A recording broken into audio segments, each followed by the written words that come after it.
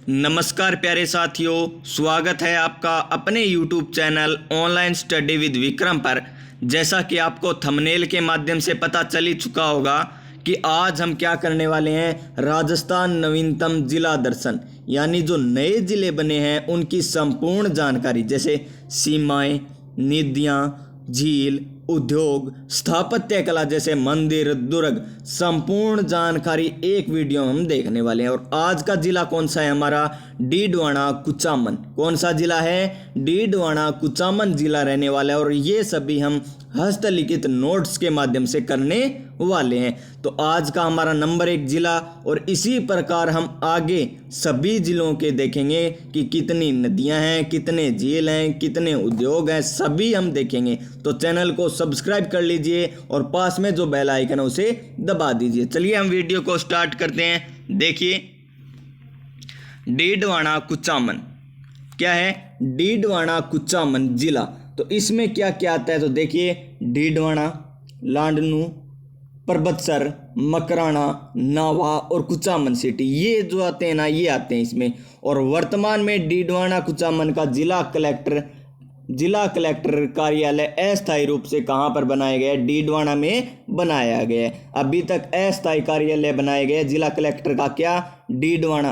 आपसे प्रश्न पूछा जा सकता है RAS पटवार किसी में भी कि वर्तमान में डीडवाना कुचामन का अस्थायी कार्यालय, जिला कलेक्टर अस्थायी कार्यालय कहाँ पर बनाया गया है, तो वो बनाया गया है डीडवाना में। कहाँ पर है, डीडवाना में बनाया गया है। और देखिए, सीमावर्ती जिले बात करते हैं तो डीडवाना कुचामन से 5 जिले सीमा लगाते हैं। तो देखिए, यहाँ पर डीडवाना कुचामन आ गया, तो इसके चारों ओर है ना 5 जिले हैं। कितने हैं, 5 जिले। कौन कौन से, नागौर, चूरू, सीकर, अजमेर, जयपुर ग्रामीण, ये 5 जिले हैं ना, वो डीडवाना कुचामन से क्या करते हैं, सीमा लगाते हैं।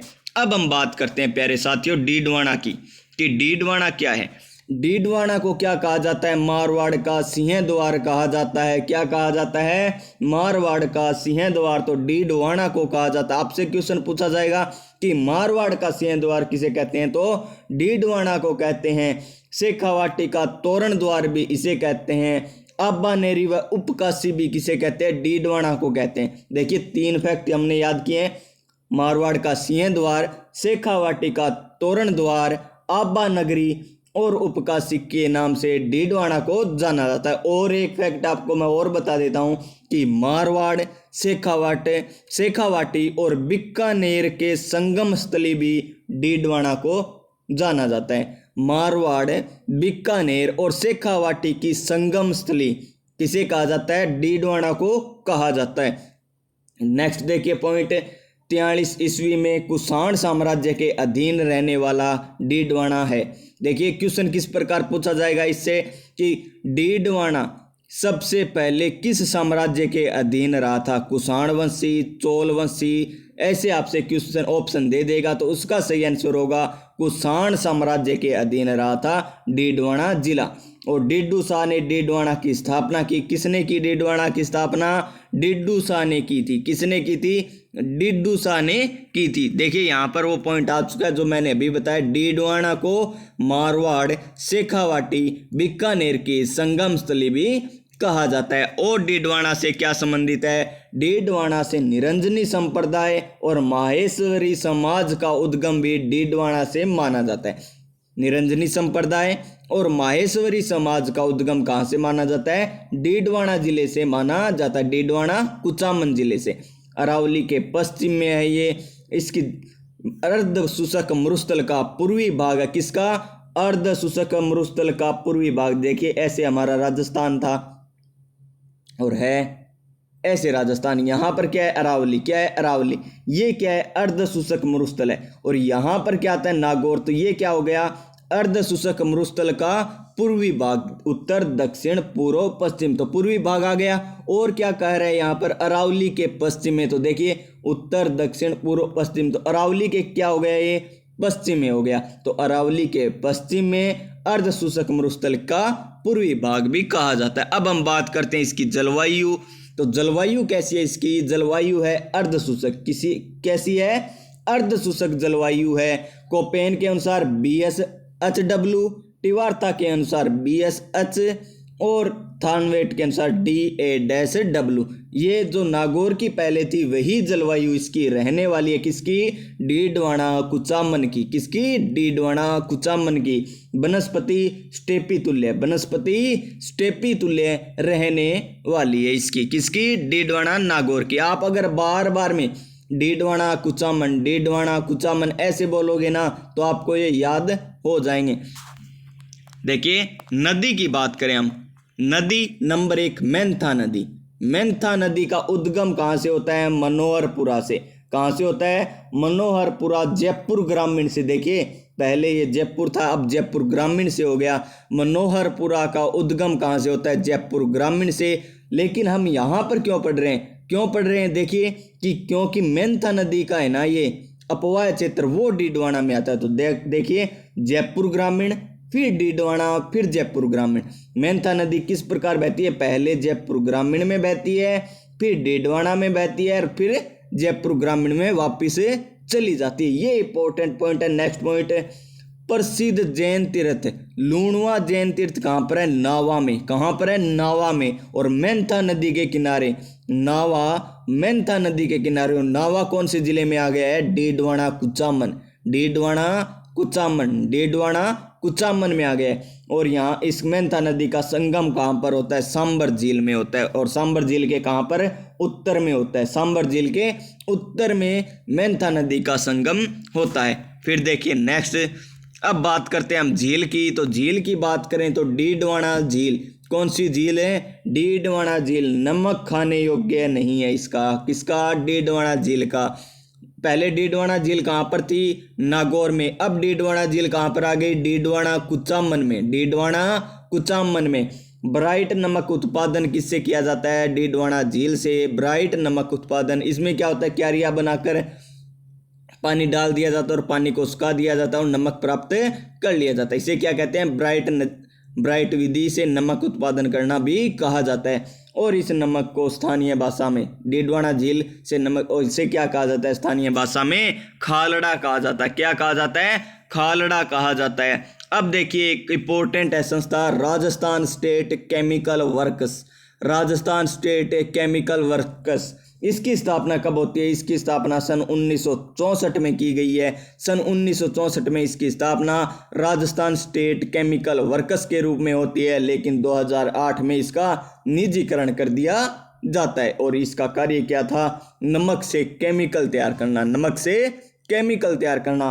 और इसके अधीन 3 संस्थाएं कार्य करती है। कौन कौन सी? Sodium sulphate works, sodium sulphide factory और आयोडाइजेशन संयंत्र। कौन कौन सी? Sodium sulphate works, sodium sulphide factory, iodization संयंत्र। अब देखिए हमारा नेक्स्ट पॉइंट है सांबर झील। तो सांबर झील पहले जयपुर, अजमेर, नागौर में थी, अब कहाँ पर आ गई? जयपुर ग्रामीण में, जयपुर ग्रामीण में, डीडवाना कुचामन में और अजमेर में। ये 3 जिलों में अब सांबर झील का आ गया है। और इसे आर्द्र भूमि की और रामसर साइट की भी संज्ञा दी गई है। फिर देखिए कुचामन झील। कुचामन झील तो कुचामन में है, तो यानी डीडवाना कुचामन जिले में आ गई। कौन से जिले में? डीडवाना कुचामन जिले में आ गई। राज्य के डीडवाना कुचामन जिले में सर्वाधिक खारे पानी की झील। पहले कहाँ पर थी सर्वाधिक खारे पानी की झील? वो थी नागौर में। और अब कहाँ पर आ गई? डीडवाना कुचामन में। कहाँ आ गई? डीडवाना कुचामन में सर्वाधिक खारे पानी की झील। फूल बावड़ी कहाँ पर है? छोटी खाटू, डीडवाना कुचामन। स्टार लगा लीजिए, इसे इंपॉर्टेंट बन चुका है अभी ये। छोटी खाटू कहाँ पर है? डीडवाना कुचामन में, यहीं पर फूल बावड़ी है। और देखिए पर्वत वीर तेजाजी पशु मेला पर्वतसर डीडवाना कुचामन में लगता है। पर्वतसर डीडवाना कुचामन में लगता है। पहले पर्वतसर नागौर में लगता था, अब पर्वतसर डीडवाना कुचामन में लगेगा। भाद्रपद शुक्ल 10वीं को लगता है। आय की दृष्टि से सबसे बड़ा मेला होता है और इसमें नागौरी बेल की बिक्री क्रय विक्रय होता है।